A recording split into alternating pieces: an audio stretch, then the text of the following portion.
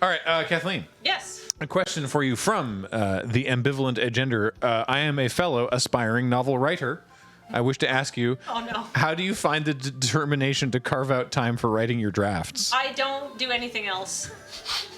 You're a mother. The question. Okay, I do other So things. the one thing. Okay, I do the bare minimum of everything else. Okay, I I'm just not wanted even to give you joking. credit where deserved. The Yeah. question You're a good continues. mom. The question continues. After college, I found even the idea of writing to be a struggle, not for lack of ideas, but an extreme anxiety over perfectionism that I know is antithetical to the first draft process. How do you let that go and enjoy the word vomit of progress? Okay, well, I am a huge perfectionist, so it's hard. But I like to think of it as like, okay, I'm trying to come up with something to do in a scene. The first thing I want to do is just sort of like give myself a very rough outline of what is going to happen. So, for example, we'll say it's some back and forth dialogue between two characters. And it's going to say, I have a suggestion. Well, I have a witty response, and I have another quip I'm going to make back, and then I'm going to go into a fun descriptor. And it's very, very vague. And there's nothing things like said, asked, what they were doing with their bodies, how they're moving, like any of this other stuff. It's just the idea of what is going to happen in the scene.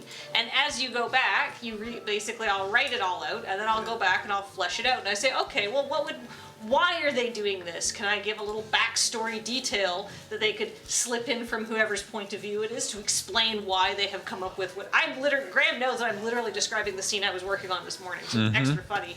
And then I will like say things like their body language and stuff, and it's more fun if you're doing sci-fi because fantastical things can happen while you're doing the describing, but yeah. So basically, think of yourself as you're building a creation, but it doesn't, like, you have to build like your skeleton, and then you add like maybe like the wiring, and and then like the musculature and stuff like that. Then the last thing that goes on is like, I call it like the polish of like all of your proper quotation marks, and you're like this, that, and the other thing, and the reading it to make sure it sounds lyrical, and that's your like final skin polish if you're like making a mech. I So suppose. glad you said skin polish. I was going to say skin polish.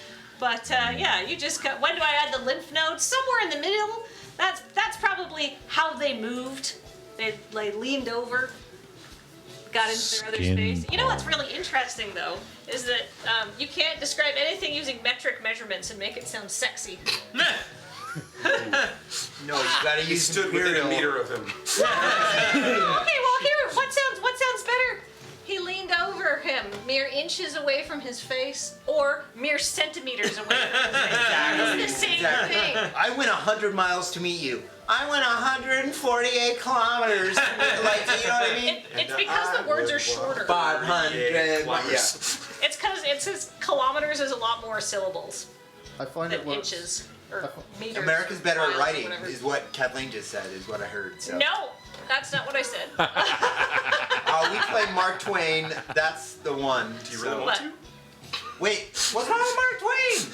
So I don't know. How do you do it? You just have to keep doing it until it's done, and it's kind of a little bit mind melting. But also, Dude, I will have an hour-long conversation about Huck Finn. it's fun because I can't think of anything better to do than spending a long time imagining fun things happening, and then I get to. It's like I described it to because Andy wrote a book, and we were talking about it, and we kind of arrived at the idea that when you write a book, it's like you're having to describe a daydream. You have to bring a daydream to life for somebody else, and that's hard.